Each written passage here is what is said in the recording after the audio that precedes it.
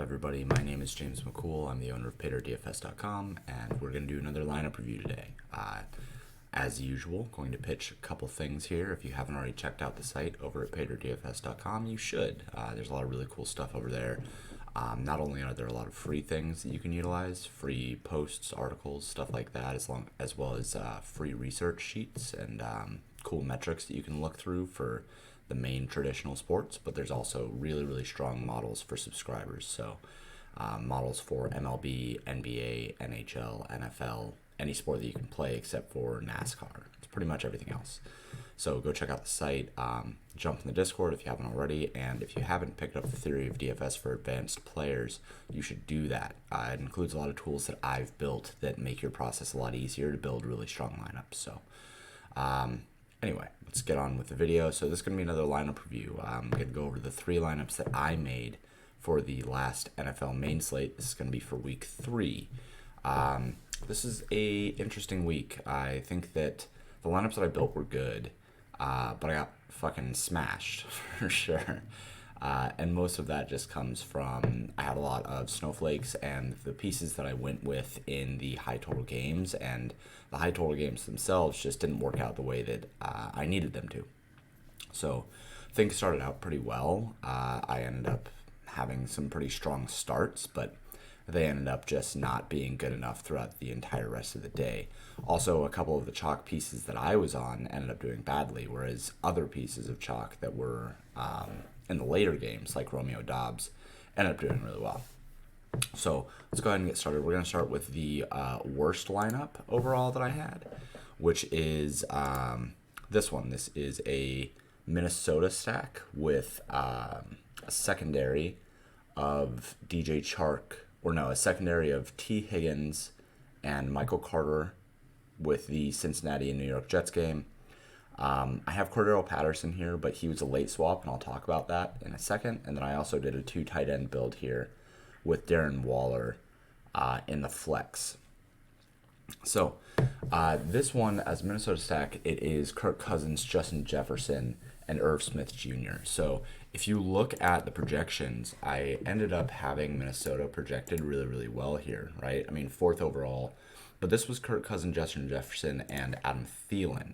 So the projection doesn't fall all that far if you end up building this out and looking at it. We'll just do it right here really quick because it's going to be pretty quick.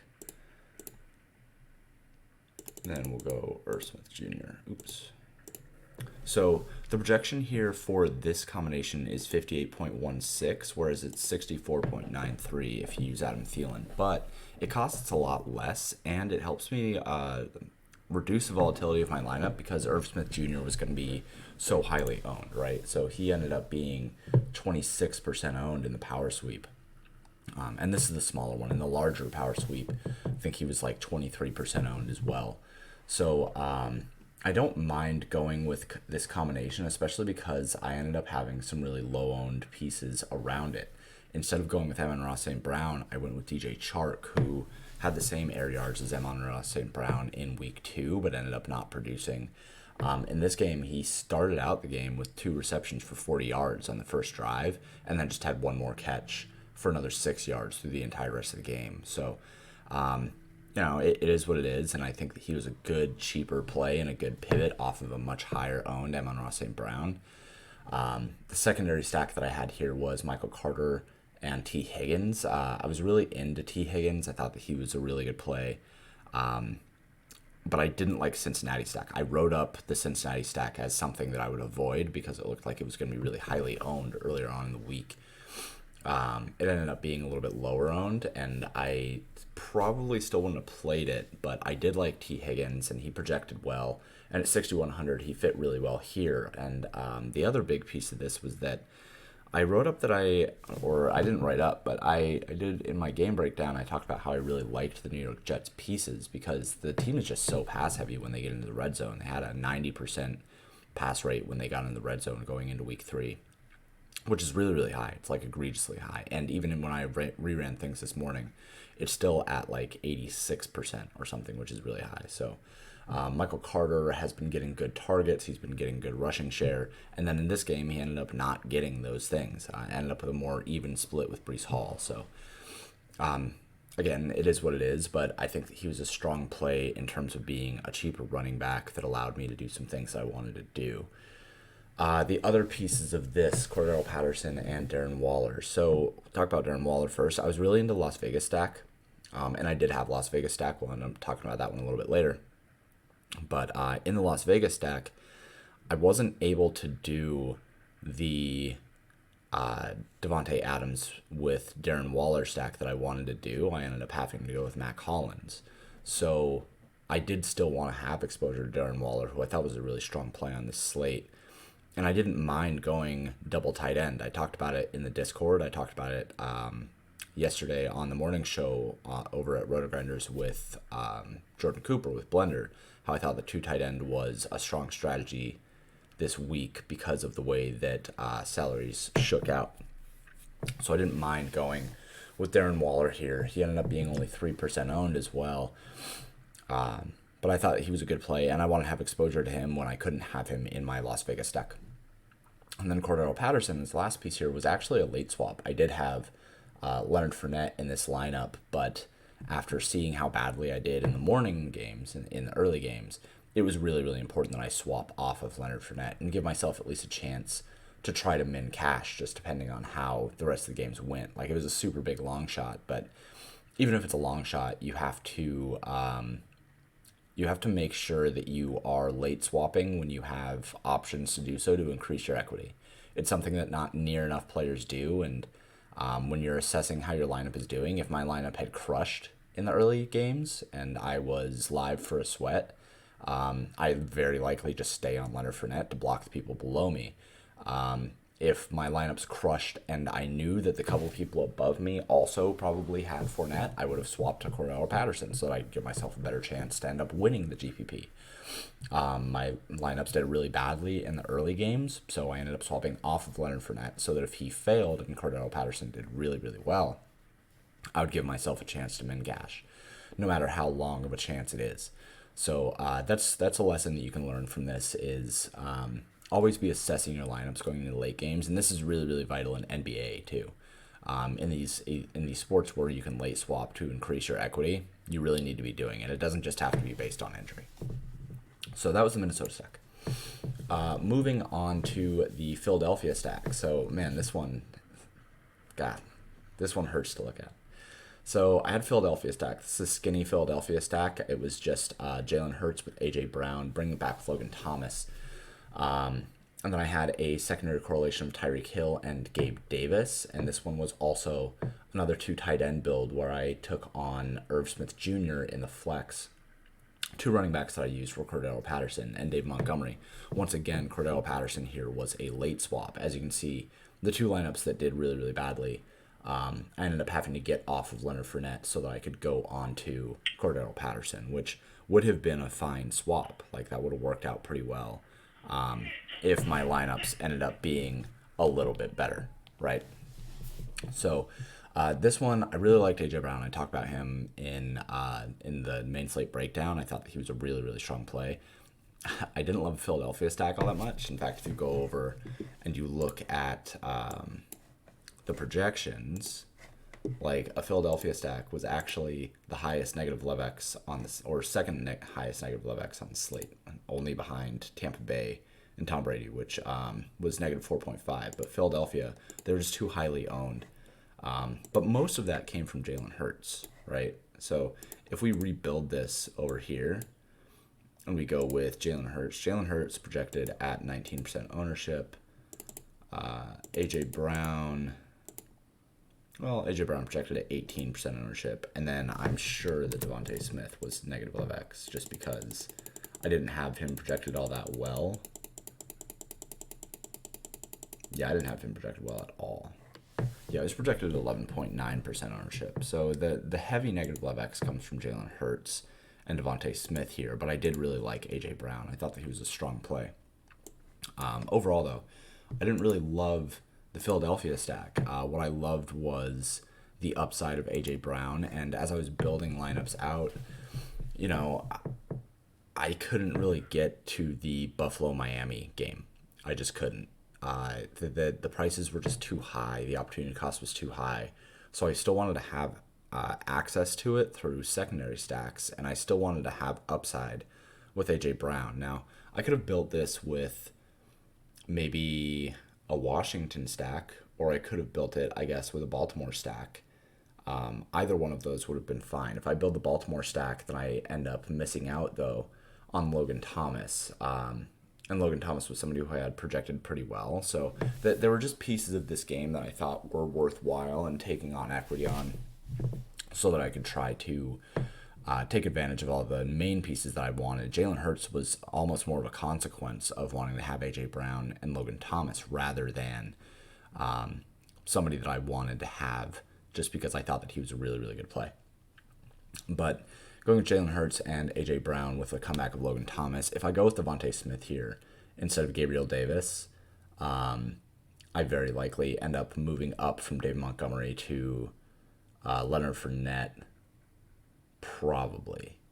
Although I'm not sure. I have Leonard Fournette in this lineup. I'm not sure what I would have done. Maybe I would have moved up from Irv Smith Jr. or up from the Colts defense or something like that because I would have had the extra money. Devontae Smith was only 5,200. So I'm not sure. But I don't usually double stack with Hurts anyway, so it is what it is. Secondary stack of Tyreek Hill and Gabe Davis ended up failing in spectacular fashion, even though the game did end up scoring relatively well. Ended up scoring 40 points. It needed to be much, much, much better, though. That game had the highest over-under on the slate at 53. It was really, really strong quarterbacks going up against each other. Just ended up falling on its face. But I thought that Tyreek Hill would be like 10% owned. I didn't think 16% owned. I talked about this on the morning grind yesterday. He came in way higher owned than I thought that he was going to. And Gabriel Davis was really, really nice leverage off of Stephon Diggs. So, again, David Montgomery, I mean, what the fuck are you going to do, right? Like, gets injured in the first 4 minutes of the game, only scores 1 fantasy point. Life's fucking hard. This lineup, again, did have Leonard Fournette instead of Cordell Patterson. I ended up swapping off of him so that I could try to get some in-cash equity. But, yeah, so the other thing that we'll talk about with this one is this is a pretty chalky lineup, right? Like, this one has David Montgomery. It has Jalen Hurts. It has A.J. Brown. It has Irv Smith, David Montgomery, and Tyreek Hill at 16% owned. But even though I had Philadelphia as the largest negative LevX on the slate, I can eat this because of the low-owned pieces that I have around it and the construction specifically, right? So a lot of people don't do double tight end, and especially double cheap tight end, and I thought that was viable this week because of the way the pricing worked out. We didn't really have any strong value. So being able to do that with Irv Smith Jr. and Logan Thomas means that I'm able to eat a little bit more chalk. Likewise, going with Gabriel Davis and Tyreek Hill, which I thought would be great direct leverage off of Stephon Diggs and Jalen Waddle, meant that I was also able to eat a little bit more chalk because of the way that I was building out my pivots and my leverage. So this lineup, even though it was chalky, I think still worked out really, really well. Finally, we're going to take a look at Las Vegas stack. So this was my best performing stack of the week. Still fell short. And there's some very obvious reasons for why it fell short. But this is a Las Vegas stack of Derek Carr with Devontae Adams and Mac Hollins with a comeback of Derrick Henry. And then I used David Montgomery as my other running back. I had a secondary correlation of Brandon Cooks and David Montgomery connected against each other. And then I used Garrett Wilson and Hayden Hurst as another secondary stack. So I had 2 secondaries in this one with a Vikings defense, which I thought was fine up against Detroit. So like I said earlier, I really wanted the Las Vegas stack of Devontae Adams and Darren Waller, but it just wasn't working out. I couldn't fit that with what I really wanted to build out. Now, I could have done it if I wanted to use, say, Treylon Burks or a Robert Woods as my comeback for Tennessee. But the way that I saw that game playing out, and I know that I said in the Discord that I didn't like Derrick Henry as a comeback against Las Vegas, but the more that I thought through it and the more that I considered the way that game would have to play out for Las Vegas to end up getting there, it would have had to be Derrick Henry doing really, really well. It would have had to be Derrick Henry having a Derrick Henry game, right? And he ended up doing well, and that was what I needed to happen. I just didn't anticipate Mac Hollins 158 yards and a touchdown and being the by far the leading wide receiver. So Devontae Adams ended up falling short again 2 weeks in a row. I think there's going to be a really nice buy low period on him. He's still getting a lot of targets. But Mac Hollins ended up doing really, really well, basically 10x his salary. And then David Montgomery, I mean, again, I had David Montgomery projected really, really well. I had him projected as like a top 3 running back on the slate. So I didn't mind eating him, but he gets injured. Life's fucking hard. Brandon Cooks. So Brandon Cooks came into the game with, 12 targets against Indianapolis, 7 receptions, 82 yards, 15 fantasy points. Against Denver, 10 targets, 4 receptions, 9.4 fantasy points. No touchdowns in either one of those. And then up against Chicago, ends up only getting 7 targets, 2 receptions, 4.2 fantasy points. Life is really, really hard on that one. I thought that he was a really good comeback against Dave Montgomery, especially at only 4% owned. That's a secondary correlation that I love to have. I really, really liked that put together. And then I have, again, another New York Jets Cincinnati secondary of Garrett Wilson and Hayden Hurst.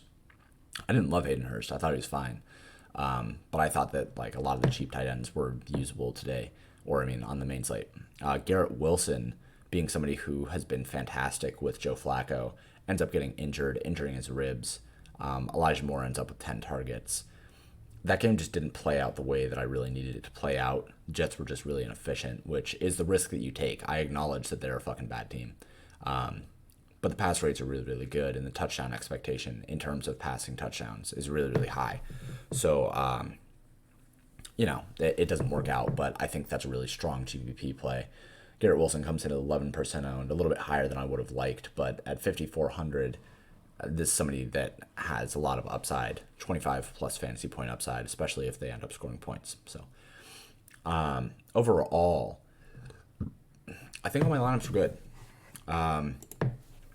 As I'm thinking through it, like if I compare up against the lineups that ended up winning GPPs, like they weren't all that different from the way that I was building out my lineups. And I don't think that I really have any regrets in terms of how I built out my lineups, right? Like maybe in the Philadelphia stack, I should have double stacked with Devontae Smith and AJ Brown, and maybe brought it back with Terry McLaurin or something like that. Maybe I should have dedicated a little bit harder to Philadelphia stack and just been a lot different running back. Like maybe with Philadelphia stack, I should have ate all of that and then gone with no David Montgomery and Cordell Patterson instead, right? Like I had him projected really well anyway.